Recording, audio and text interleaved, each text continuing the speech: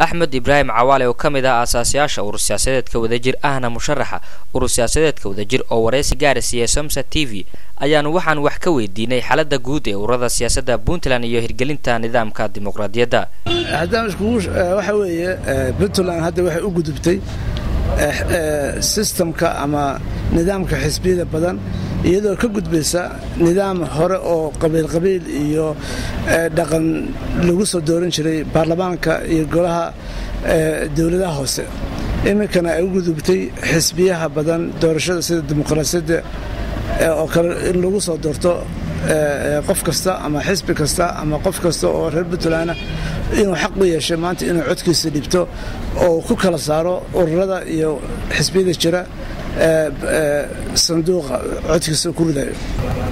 تاسوامد شرطة مركي اللي سمي 1998 بنتلان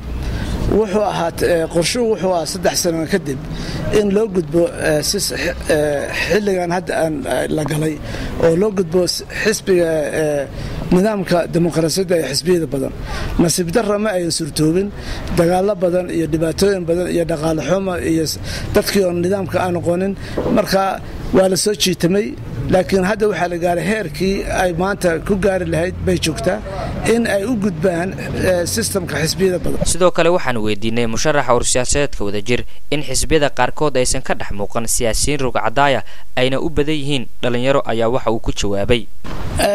su-aashaas hadaan soo noqdo waxa weeye horta mid waa inaad ogaato marka hore maskaxdaada ka sarta waxa weeye Soomaaliya waqti dheer ayay hay ragga siyaasadda Soomaaliya hadda ku jiro waqti dheer bay ku jireen waana rag daa hadda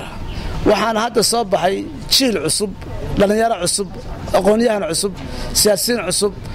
marka ha sugina markastaba inaad faceki hore aad hore u arki jirteen inaad maanta aragtaan waxa annagu aan qabnaa oo hadda aragtidii yahay waxa soo baxay ururkii uu soo saaray niman dhalinyaro ah oo mutacalimiin ah oo waxtara oo dumarkii oo iyo dad badan oo waagii hore ama waqtiyadii hore siyaasadooda ay